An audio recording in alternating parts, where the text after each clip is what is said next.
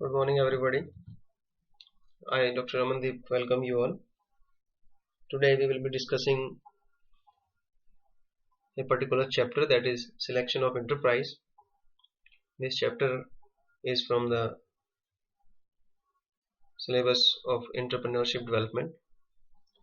So let's discuss the chapter in detail. So what is the meaning of selection of enterprise and what kind of enterprises are there in which you can have your business?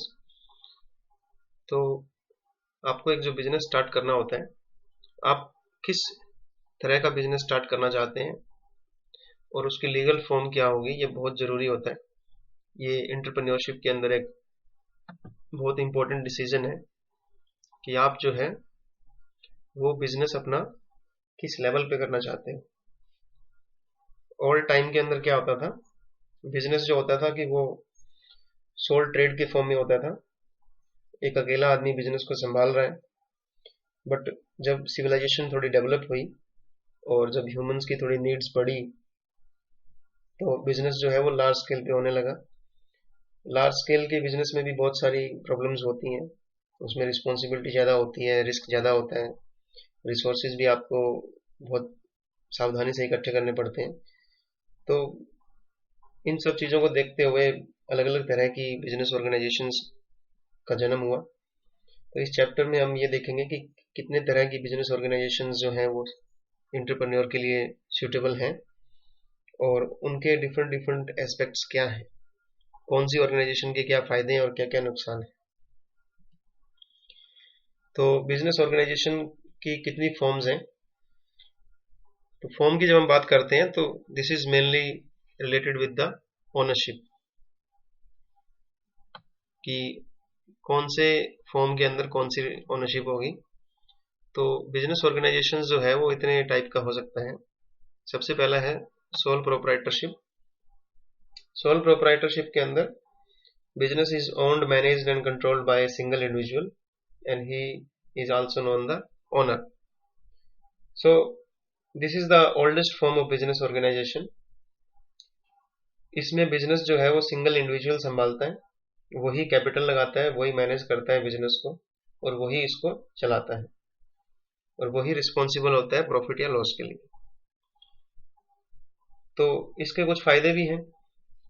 एक तो फायदा इसका ये है कि decision बहुत जल्दी लिए जाते हैं, इसको फॉर्म करना बहुत इजी है, कोई लीगल फॉर्मेलिटीज नहीं होती, कोई भी अपना बिजनेस कभी भी स्टार्ट कर सकता है।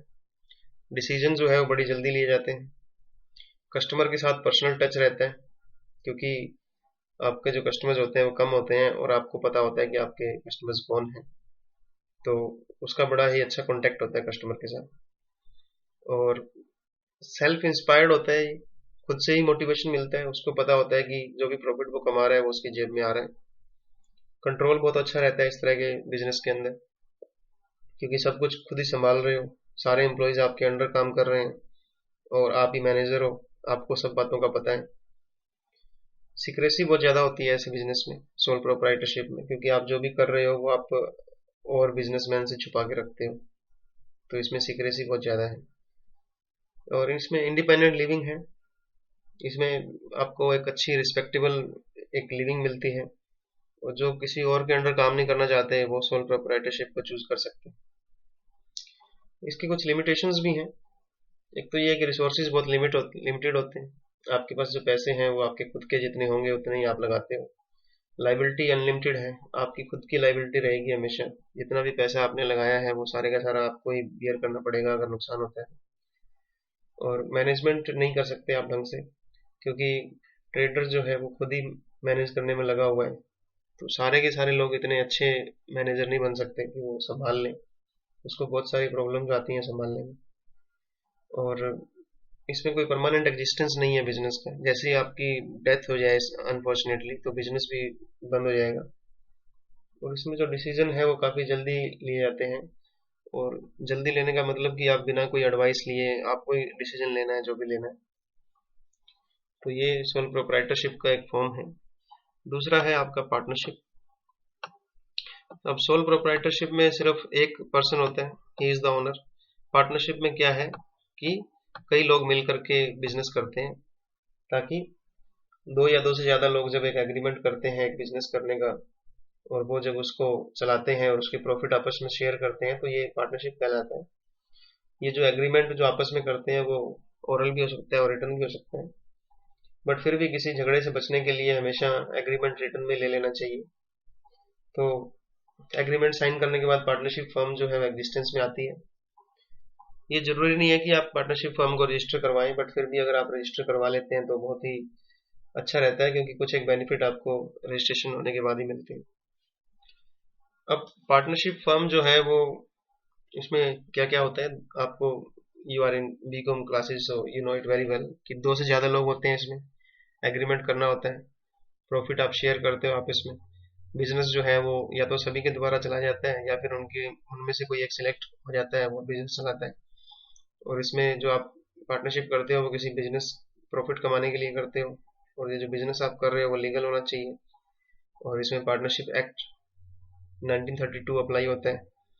पार्टनर्स की लाइबिलिटी है वो लिमिटेड अनलिमिटेड होती है, सॉरी अनलिमिटेड होती है। तो each partner will be responsible for all the liabilities of partnership. और इसमें नो सेपरेट इंडिविजुअलिटी, जो पार्टनरशिप है वो बिजनेस से अलग नहीं है। जो भी कॉन्ट्रैक्ट्स किए हैं फर्म ने वो पार्टनर के ऊपर भी अप्लाई होते हैं। तो पार्टनरशिप के फायदे क्या क्या हैं? एक तो इजीली फॉर्मेशन हो जाता है इसका। दूसरा, रिसोर्सेज ज़्यादा हो जाते हैं, अकेला आदमी इतना नहीं संभाल सकता। वही पार्टनर्स तीन चार आपस में मिल जाते हैं तो उनकी जो रिसोर्सेज हैं वो इकट्ठे हो जाते हैं, तो वो ज़्यादा उनके पास कैपिटल इकट्ठी हो जाती है।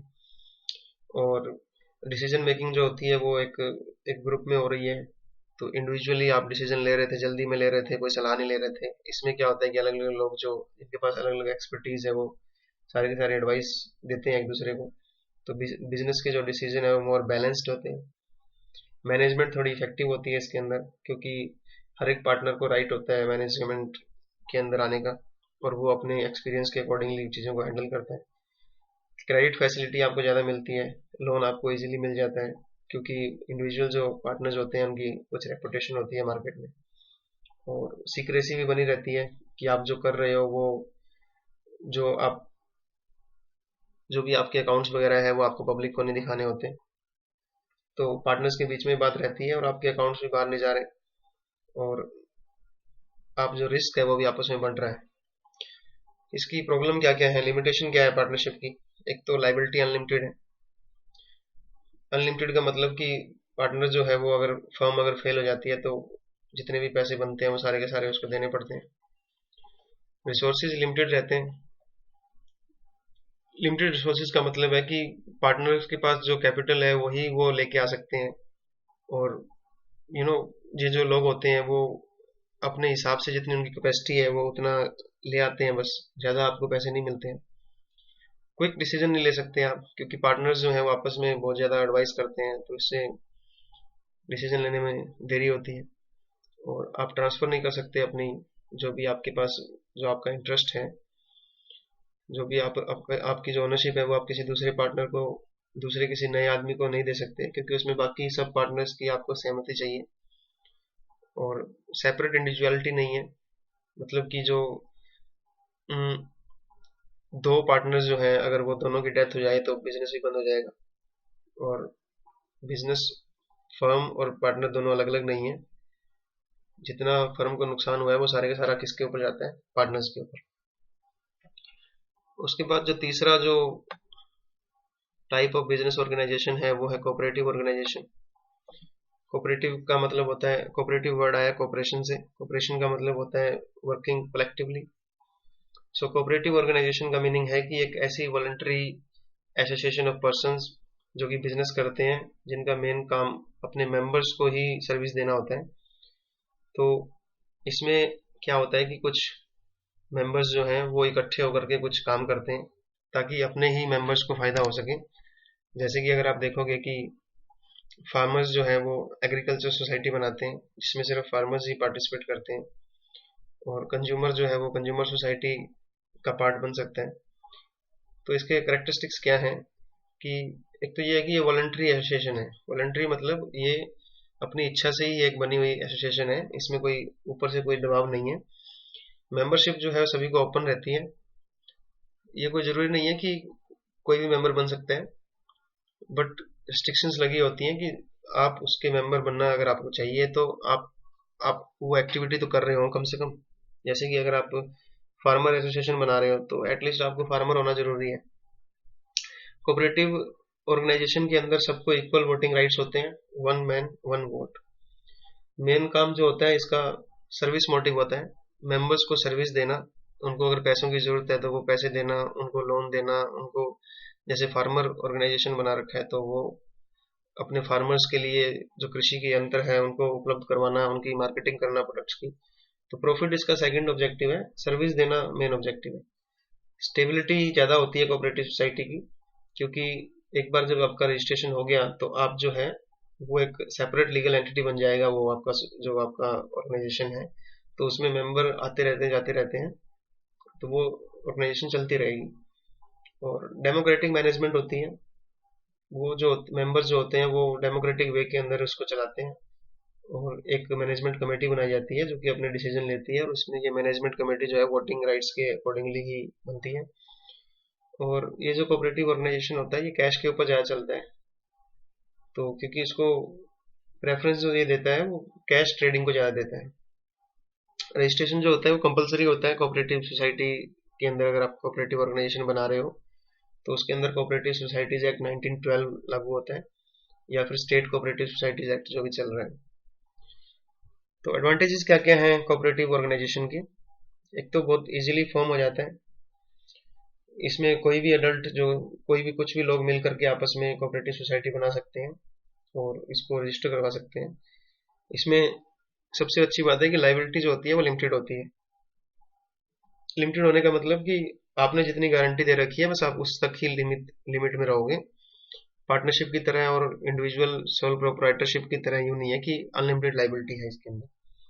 ऑर्गेनाइजेशन जो है वो स्टेबल होती है, क्योंकि मेंबर्स जो हैं वो आते रहते हैं जाते रहते हैं, बट संस्था चलती रहती है तो ये लंबे टाइम तक चल जाती है। जो मैनेजमेंट होती है वो डेमोक्रेटिक तरीके से होती है, इसमें वोटिंग राइट्स होते हैं। वोटिंग से आप एक कमेटी बनाते हैं, उसका चेयरमैन होता है, सेक्रेटरी होता है। कुछ टैक्स एडवांटेज भी मिलती हैं कोऑपरेटिव ऑर्गेनाइजेशन को, मतलब सरकार जो है वो कुछ फाइनेंशियल और नॉन फाइनेंशियल बेनिफिट्स देती है इन ऑर्गेनाइजेशंस को। तो इनको इनकम टैक्स में थोड़ा सा छूट मिलती है, तो इनको स्टैंप ड्यूटी और रजिस्ट्रेशन फीस वगैरह भी नहीं देनी होती। अब लिमिटेशन क्या है इस तरह की कोऑपरेटिव ऑर्गेनाइजेशन की? लिमिटेशन ये है कि रिसोर्सेज जो होते हैं वो थोड़े से कम होते हैं इनके पास, क्योंकि मेंबर्स जो होते हैं वही आपस में मिलकर के ये ऑर्गेनाइजेशन बनाते हैं, तो ये थोड़े से मेंबर्स जो होते हैं इनके पास लिमिटेड कैपिटल होती है। मैनेजमेंट जो होती है वो इनकम्पिटेंट होती है, क्योंकि जो मेंबर्स हैं आपस में मिलकर के वही मैनेजमेंट कमेटी बनाते हैं, तो उनके पास इतनी एक्सपर्टीज नहीं होती। पॉलिटिकल इंटरफेरेंस बहुत होता है, क्योंकि जो ये इस तरह की जो ऑर्गेनाइजेशन होती है गवर्नमेंट इसको बहुत सारे फाइनेंशियल और नॉन फाइनेंशियल बेनिफिट्स देती है। तो गवर्नमेंट जब इतनी सहायता इनकी कर रही है तो गवर्नमेंट का भी इनकी कमेटी के ऊपर काफ़ी प्रभाव रहता है, तो पॉलिटिकल बेसिस के ऊपर चलते हैं ये। इसमें मोटिवेशन थोड़ा कम होता है इस तरह की ऑर्गेनाइजेशन को चलाने के लिए, क्योंकि सब लोग मिलकर के आपस में ऑर्गेनाइजेशन बना रहे हैं, तो कोई भी मेंबर पर्सनल इंटरेस्ट नहीं लेता एक्टिविटीज में। तो इंडिविजुअल जब मोटिवेशन नहीं होता तो बस काम यूं चलता ही रहता है, बट कोई ज़्यादा इसमें कोई भी ज़्यादा मोटिवेट होकर के काम नहीं करता। पब्लिक कॉन्फिडेंस कम होता है इस तरह की ऑर्गेनाइजेशन के अंदर, क्योंकि वो पॉलिटिकली संभाल रहे होते हैं, पॉलिटिकल प्रेशर होता है इस तरह की ऑर्गेनाइजेशन के ऊपर, तो लोगों का थोड़ा भरोसा कम होता है इस तरह की ऑर्गेनाइजेशन में। सीक्रेसी भी कम होती है, क्योंकि कोऑपरेटिव सोसाइटीज को क्या होता है अपनी एनुअल रिपोर्ट और अपने अकाउंट्स जो हैं वो रजिस्ट्रार जो होता है कोऑपरेटिव सोसाइटी का उसको भेजने पड़ते हैं। तो इनके जो सीक्रेट्स होते हैं बिजनेस के वो पर्सनल नहीं रहते, वो पब्लिक हो जाते हैं। तो जो एक नया बिजनेसमैन है वो इस तरह की कोऑपरेटिव ऑर्गेनाइजेशंस को क्रिएट करना थोड़ा सा डिजायरेबल नहीं समझता, तो वो इस तरह की ऑर्गेनाइजेशन में जाना पसंद नहीं करता। वो या तो सोल प्रोप्राइटरशिप में जाता है या पार्टनरशिप में जाता है। तो ये सबसे कम पॉपुलर ऑर्गेनाइजेशन है। नेक्स्ट है आपका joint stock company. Joint stock company आपको पता ही है कि एक आर्टिफिशियल पर्सन है जो कि अंडर द कंपनीज एक्ट बनता है, और इसका एक स्पेसिफिक ऑब्जेक्टिव होता है, और इसके जो मेंबर्स होते हैं उनकी एक लिमिटेड लाइबिलिटी होता है। तो In other words, we can say company means an artificial person having a separate legal entity which is having a perpetual succession and a common seal. ये हम सब लोगों को पता है कि एक कंपनी की एक सील होती है, कंपनी लगातार चलती रहती है, उसका जो अस्तित्व है वो अलग होता है मेंबर से, और वो एक आर्टिफिशियल पर्सन है। दो तरह की कंपनीज हो सकती हैं, प्राइवेट और पब्लिक। तो अब हम थोड़ा सा इसको डिस्कस करेंगे कि जो प्राइवेट कंपनी होती है उसमें क्या फ़र्क है और पब्लिक कंपनी में क्या क्या चीज़ें होती हैं। तो जब भी कोई लोग अगर एक नया बिजनेस करने की सोच रहे हैं तो वो कंपनी भी बना सकते हैं, तो वो पब्लिक कंपनी भी बना सकते हैं और प्राइवेट कंपनी भी बना सकते हैं। तो प्राइवेट कंपनी जो होती है वो अकॉर्डिंग टू कंपनीज एक्ट 2013 एक वो कंपनी होती है जिसकी एक मिनिमम पेड अप कैपिटल होती है और जिसमें कि मेंबर्स जो हैं वो शेयर्स ट्रांसफर नहीं कर सकते। आप शेयर ट्रांसफर नहीं कर सकते प्राइवेट कंपनी में। और इसमें जो होते हैं मेंबर्स जो होते हैं वो मिनिमम 2 मेंबर और मैक्सिमम 200 मेंबर्स। और एक पब्लिक कंपनी जो है वो कंपनीज एक्ट 2013 के अकॉर्डिंग एक वो कंपनी होती है जो कि एक प्राइवेट कंपनी नहीं होती और जिसकी एक मिनिमम पेड अप कैपिटल होती है और जिसके जो नंबर ऑफ मेंबर्स हैं वो डिसाइडेड होते हैं। अगर वो पब्लिक कंपनी के अंदर मिनिमम मेंबर जो हैं वो 7 होते हैं और मैक्सिमम नंबर ऑफ जो मेंबर हैं वो जितने भी आपके शेयर्स हैं उतने हो सकते हैं। और पब्लिक और प्राइवेट कंपनी में क्या फ़र्क है कि पब्लिक कंपनी जो है वो पब्लिक को इनविटेशन दे सकती है अपने शेयर्स को इश्यू करने के लिए, बट प्राइवेट कंपनी अपने शेयर्स को इश्यू करने के लिए पब्लिक को इनविटेशन नहीं देती है। और पब्लिक कंपनी जो है वो प्रोस्पेक्टस इश्यू करती है शेयर्स को इश्यू करने के लिए। प्राइवेट कंपनी के लिए प्रोस्पेक्टस करना इश्यू करना जरूरी नहीं होता। पब्लिक कंपनी में आप शेयर ट्रांसफर नहीं कर सकते, पब्लिक कंपनी में आप शेयर ट्रांसफर कर सकते हो, प्राइवेट कंपनी में आप शेयर ट्रांसफर नहीं कर सकते हो। और आर्टिकल ऑफ एसोसिएशन बनाना ये प्राइवेट कंपनी के लिए ज़रूरी नहीं है बट पब्लिक कंपनी के लिए बहुत ज़रूरी है। प्राइवेट कंपनी में मिनिमम नंबर ऑफ डायरेक्टर 2 हो सकते हैं और पब्लिक कंपनी में मिनिमम नंबर ऑफ डायरेक्टर 3 होने चाहिए। तो ये थोड़े से कुछ फ़र्क है पब्लिक और प्राइवेट कंपनी में। तो कंपनी जो है वो आपको पता लग गया होगा, ये एक आर्टिफिशियल पर्सन है, लगातार चलती रहती है क्योंकि इसमें पार्टनर्स जो मेंबर्स हैं, शेयर होल्डर्स हैं, आते रहते हैं जाते रहते हैं। और कंपनी जो है वो एक आर्टिफिशियल पर्सन है, ये एक नेचुरल ह्यूमन बीइंग नहीं है बट ये लॉ के द्वारा क्रिएट होती है। इसकी एक कॉमन सील होती है, शेयर जिसमें आप ट्रांसफर कर सकते हो, लायबिलिटी लिमिटेड होती है। नंबर ऑफ मेंबर मैंने आपको बता दिया कि प्राइवेट कंपनी में मिनिमम 2 मैक्सिमम 200, पब्लिक कंपनी में मिनिमम 7 मैक्सिमम जितने मर्जी शेयर इशू कर रखे हैं। और दूसरी बात यह है कि एक जो कंपनी होती है वो मैनेजमेंट से चलती है और इसमें जो मैनेजमेंट होती है वो शेयर होल्डर से अलग होती है। मैनेजर जो होते हैं अलग होते हैं, शेयर होल्डर्स अलग होते हैं। शेयर होल्डर ही अपॉइंट करते हैं मैनेजर्स को। पब्लिक कंपनी के डिसएडवांटेजेस क्या क्या हैं? सबसे पहला तो यह कि इसको पब्लिक कंपनी को फॉर्म करना बहुत मुश्किल होता है, बहुत सारी लीगल फॉर्मेलिटी से गुजरना पड़ता है और इसमें आपको मेमोरेंडम ऑफ एसोसिएशन बनाना पड़ता है, आर्टिकल ऑफ एसोसिएशन बनाना पड़ता है, प्रोस्पेक्टस आपको छापना पड़ता है, बहुत सारी लीगल फॉर्मेलिटीज करनी पड़ती हैं जो कि काफ़ी एक्सपेंसिव होती हैं। तो पार्टनरशिप फर्म और प्रोप्राइटरशिप थोड़ा ज़्यादा इजी होता है। और दूसरा नुकसान ये है कि इससे मोनोपोली बढ़ती है क्योंकि कंपनी में जो होता है, कंपनी के पास बहुत पैसे होते हैं, उसके पास प्रोडक्शन करना आसान होता है, तो ये मास प्रोडक्शन कर सकती है जिससे कि कॉस्ट जो प्राइस होता है वो कम हो जाता है प्रोडक्ट का। तो इससे क्या होता है कि जो स्मॉल प्रोड्यूसर्स होते हैं वो मार्केट के अंदर वो मार्केट से बाहर हो जाते हैं और कंपनी को मोनोपोली मिलती है। तीसरा नुकसान ये है कि सिक्रेसी नहीं रहती इसके अंदर जो भी आप काम कर रहे हो, क्योंकि आपको अपने जो अकाउंट्स हैं वो और जो कॉपीज हैं डॉक्यूमेंट्स की वो रजिस्ट्रार ऑफ कंपनीज को जमा करवाना पड़ता है और फिर वो इसको कोई भी चेक कर सकता है। इसकी पेमेंट होती है, एक फीस की पेमेंट करके कोई भी इन अकाउंट्स को चेक कर सकता है। और दूसरा आपको इसको पब्लिकली भी अपनी वेबसाइट पे और न्यूज़पेपर के अंदर देना होता है कि हमारा ये रहा, आपकी बार हमने इतना प्रॉफिट कमाया। डिसीजन मेकिंग थोड़ी इसमें डिले होती है क्योंकि इसमें क्या होता है कि मीटिंग होती है कंपनी की बोर्ड ऑफ डायरेक्टर्स की और पहले मीटिंग होती है, फिर वोटिंग होती है, फिर उसके अंदर बहुत सारा टाइम लग जाता है, फिर उसमें भी एक कोरम पूरा करना पड़ता है, मिनिमम नंबर ऑफ पीपल होने चाहिए उसके अंदर।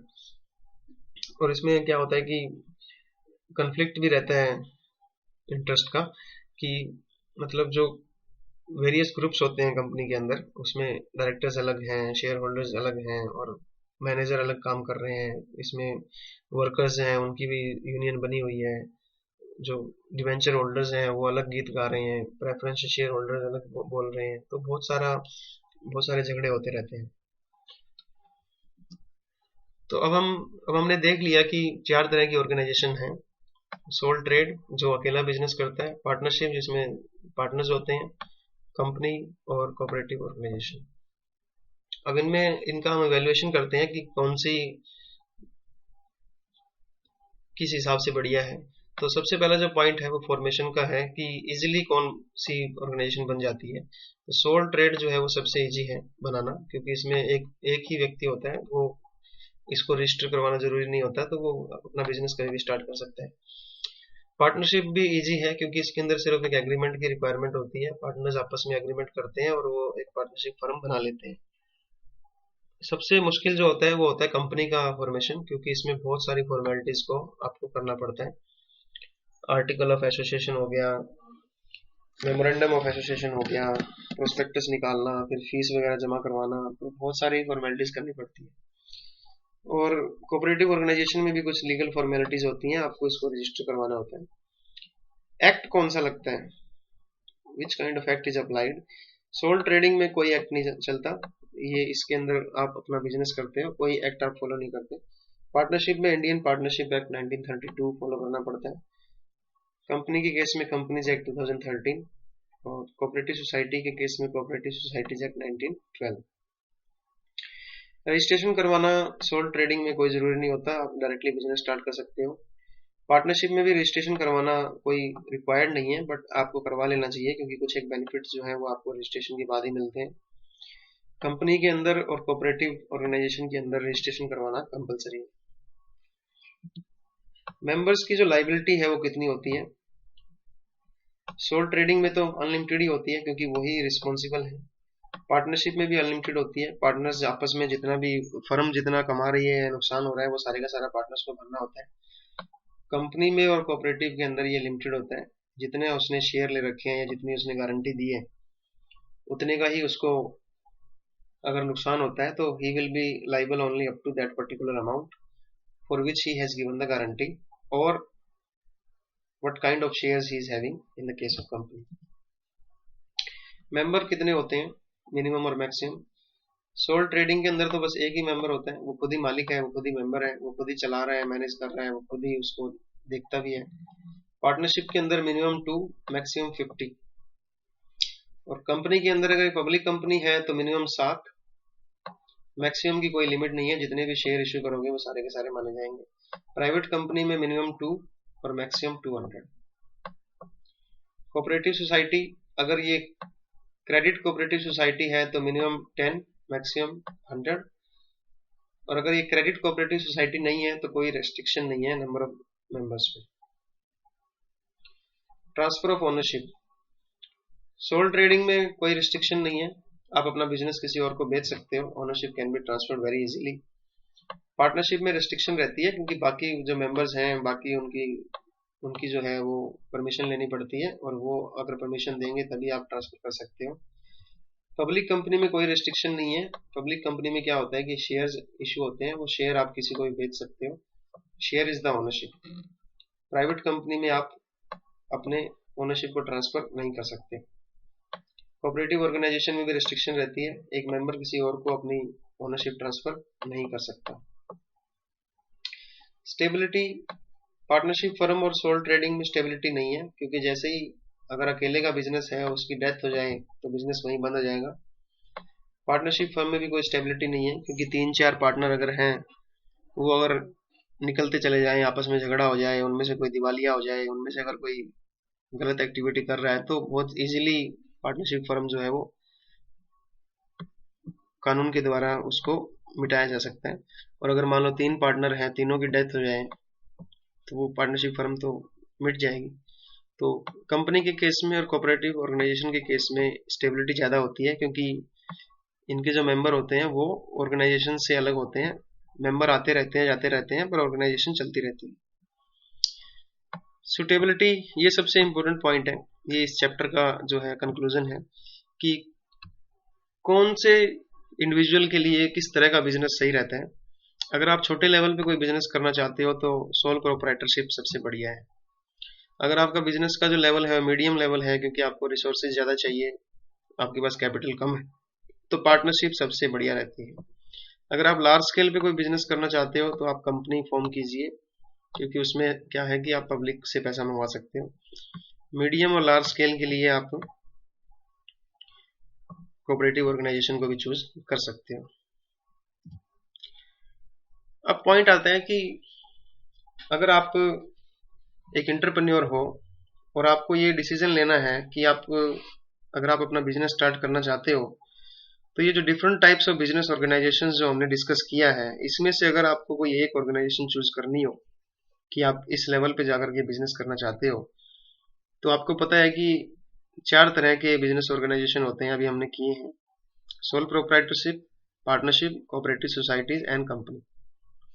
तो आपको इसमें से एक बेस्ट फॉर्म चूज करनी होगी अपने लिए, क्योंकि हर एक ऑर्गेनाइजेशन के कुछ अपने फायदे हैं, कुछ अपने नुकसान हैं। तो हो सकता है कि आपके पास जितनी कैपिटल है, कुछ फैक्टर्स होंगे, उसके अकॉर्डिंगली आपको अपनी ऑर्गेनाइजेशन चूज करनी होगी। तो what are those factors which will be helping you in selecting the kind of enterprise which is required by you? तो सबसे पहला है रिक्वायरमेंट ऑफ कैपिटल। जो आपकी जो कैपिटल है वो कितनी आपको चाहिए, that is the most important factor for selecting a particular business organization. तो आपकी आपको पूंजी कितनी चाहिए, आपके पास कितनी पूंजी है और आपको कितनी चाहिए। तो अगर आपको लेस कैपिटल इज रिक्वायर्ड तो प्रोप्राइटरशिप सबसे बढ़िया है। तो आप अपना बिजनेस कीजिए। अगर कम पूंजी लगा करके बिजनेस हो सकता है तो आप अकेले ही बिजनेस कीजिए।